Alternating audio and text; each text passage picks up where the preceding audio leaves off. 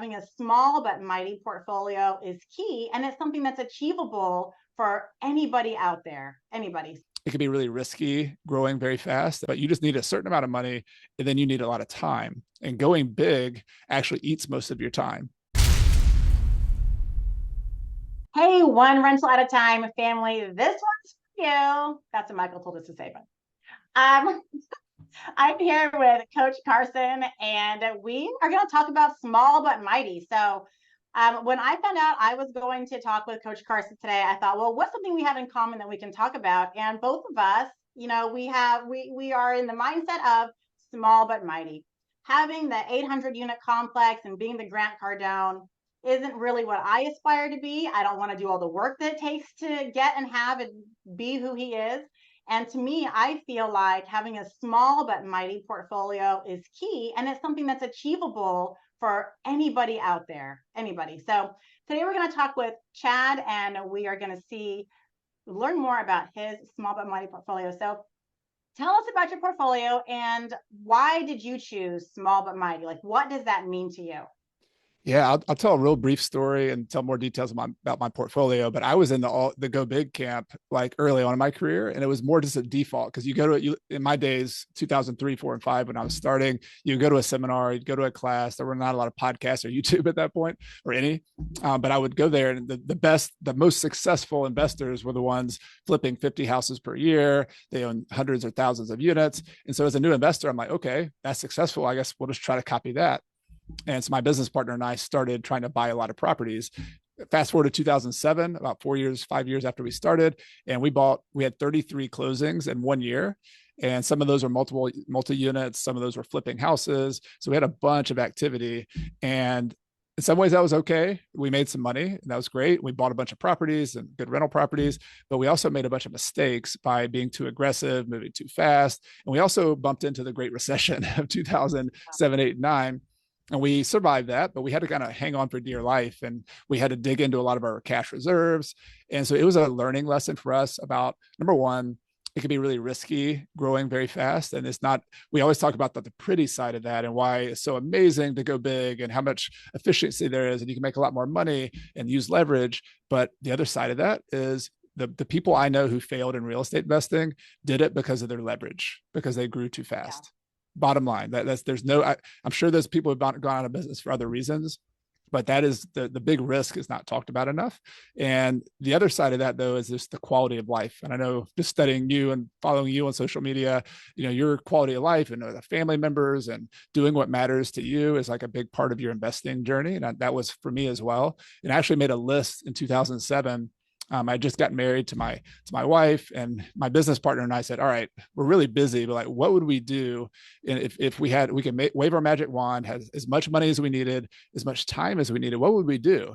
And I wrote down things like, I want to travel abroad. My wife is a Spanish teacher. We wanted to go travel abroad. I wanted to play pickup basketball in the middle of the day because that's what I like to do. I'm kind of like playing sports and hiking and doing things like that.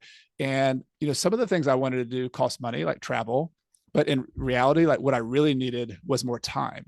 It wasn't that I needed like copious amounts of money. Like money was great, but you just need a certain amount of money and then you need a lot of time. And going big actually eats most of your time. And I know there's a lot of people who would say, well, you can systematize it, you can outsource it. But I have not met CEOs who have hundreds of employees who are ever really able to let it all go. The people who I know are the most relaxed are the people who have small portfolios, who keep it simple. And so my business partner decided to aspire to at least be smallish. And we're on the bigger side of small and mighty. Still big.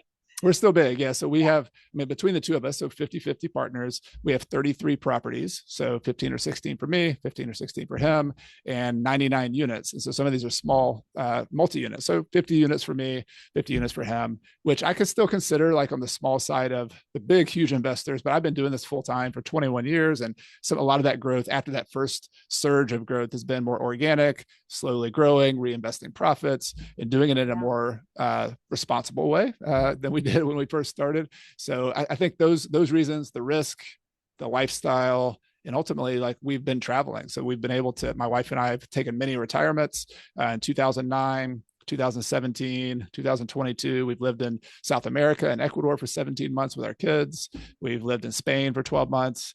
I've worked on our community here in Clemson. I volunteer trying to build trails and just things that are really important to me locally. So I feel really lucky to have this abundance of time to do what matters. And that to me is like the calling card of being small and mighty. I love that. It's the same for me. I have nowhere near what you have. We only have 8 single family rental properties and we buy one per year. And my small but mighty is that I I'm a control freak in a way, and I want to have full control. I also don't want to partner with people and be in bed financially with other investors. Now, you and your probably your best friend now, Yeah. pretty much, I'm sure, after owning all that. Maybe one day I'll want to do that. But for now, we just want to do it on our own. And I was a stay-at-home mom from when I left. Well, even in California, my daughter was born in 2011. I was working kind of part-time at a place, and I was a real estate agent. So not really working in a way. So I was home with her most of the time, and I have a 6-year-old now. So I haven't had a real job. Well, I haven't had a real job, a full-time job, really, since my first job ever that I only had for 3 months. After that, it's been part-time jobs and then a stay-at-home mom for pretty much the past 10 years. And so we were living on one income, and my husband wasn't making 6 figures. So it's not like we had some high income, Silicon Valley sort of job. We're like regular people not making 6 figures. And we still made it work. And we would just buy one property a year. Very low risk. I don't like to take a lot of risk. My dad was an entrepreneur his whole life and never quite made the success that he wanted. And I've always worried that I would fall into that and not be as successful or waste my money on stupid things or be frivolous with my money. So being low risk and buying single family rental properties is really my surefire way to achieve wealth, to not lose my butt, and to make sure that I have money in retirement and I have the generational wealth and I'm buying solid investments that I'm not going to lose my money on. So for me, long-term rentals is the most solid type of investment that you can do. And I wanted time. I didn't want to put my kids in daycare. I wanted to be home with them. I wanted to be a room mom and be all those things. And so for me to be able to do that, I needed to be able to have income coming in without me having to work for it. So with long-term rentals, I could do all the work up front, right? And then it's just managing your property. So that's being small but mighty. I don't want to take a bunch of risks and buy a bunch of, multifamily properties. I don't want to do that. I understand the repairs needed on old properties like that and tenants moving in and out. I like high quality, high income earning tenants that make 6 figures, have Pottery Barn furniture. They live better than I do. I don't have to worry about them. Like my investment, my property is going to be taken care of by these people. So it's a freaking surefire way is to get houses like that and on a single income. Now I have my coaching business, but before that, I didn't. And so we could just get one at a time. But most of those properties are already paid off. So, we're bringing in 140,000 a year in gross rents. Most of that is, net income. And once a few of those are paid off, we'll get even more. So a lot of, one a year starting 8 years ago, some of them we got 30,000 left on a few of them. So that's pretty nice, Beautiful. So Beautiful. What do you I have a couple of follow-up questions if you don't mind? So one of those is about the amount of time it takes to manage rental properties. And I get this all the time because I tell people that rentals aren't passive, but they're passive enough. Like you don't have to spend a ton of time. I typically spend a couple hours per week at most on my rental portfolio because I have managers managing it, and my single family houses, the tenants are like that. They just take care of the house. What about you, Casey? Like what would you guess is the amount of time you spend on the overall just rental management part of it? anytime. Like I would average 0 hours a week. It's so low. On my tenants that are there and paying, nothing's wrong with the property. I'm not going to hear from them all year. I will check in with them and I'll maybe go see the house, inside once a year and once every 6 months. Usually it's once a year if they've been there for a long time and they're neat freaks and OCD. It's amazing. Clean property, nothing's wrong. I don't talk to them. They pay rent. I get a ding that they paid, and that's it. So there is nothing to do, literally nothing to do. Got to organize some receipts when things need to be repaired, but usually there's no repairs because we do quality repair work, quality materials up front. We minimize repairs throughout the life that we own the property. And I put a roof on one house last year. It was super easy to do. Made a phone call, had my roofer go out, put it on. Hey, tenant, are you happy? Yep. They do a good job. Yep. Did he clean up? Yep. Did I pay him? Yep. Done. It's very easy. People think you're going to answer calls in the middle of the night about toilets. And I'll say the only time we've had something similar was last Christmas Eve. And we had, there was a big ice storm, and one of my tenants' pipes froze in her house and it busted out, and it's pouring water. She couldn't find the water key that I gave her. So she calls me at 5 o'clock on Christmas Eve as we're cooking steaks that she can't turn the water off. And I'm like, go next door and ask your neighbor for help. My husband's on his way. So we ended up, he turned around and came home. She got it figured out. But that was been like the emergency call, Yeah. that we've had. Yeah, Not that bad. I always tell I've had one or two of those as well. But if you think about on the long history of a property, and if people compare that to their job, like how many times have you been called by your job with some emergency or you have to come work today when you didn't really want to work? Like if you keep that in perspective, like it's so much less, and so the stress on one thing versus another, you have to keep that comparison in mind.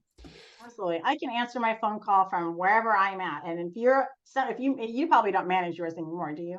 I do a mix. Most of the college rentals, Okay. I have managers, but my wife and I have a couple single family houses together Yeah. outside of the business, and then we manage those ourselves.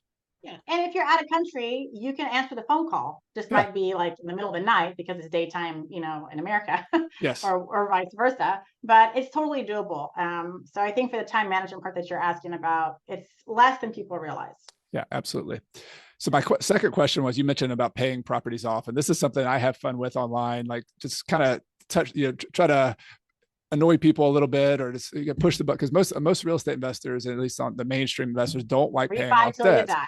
Yeah, exactly. So what's part of my philosophy is like, all right, you reinvest your profits eventually. Once you get up to like a certain plateau and you start paying some properties off, reduce your risk, don't like as big. What are your thoughts on why pay off debt?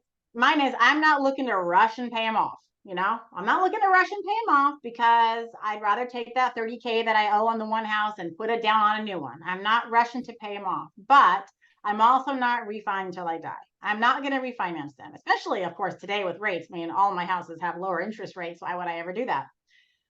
So I'm just not that person. I'm not looking to refi. I still have tons of cash. I have too much cash. I need to buy more houses. Do you know what I mean? So maybe if I get to the point where I don't have cash and I need to I need more cash, I might, but honestly, I still think that I won't. My husband still works his job. He doesn't have to work. He can quit tomorrow, but he enjoys it. He works with his best friend. He sits at home, takes naps. Don't tell his boss. No, he does a great job. He's amazing at what he does, but he likes his job, but he could quit. And it's a safety net to know that we could pay off most of our houses tomorrow and get all of that 100% of that income minus, property taxes and home insurance, which would pay for his, cover his salary entirely. It's just a freeing feeling. Like, no, boss, I'm not going back into work. I'm working from home permanently. And if you don't like it, I quit. Yeah. That's the power that we have.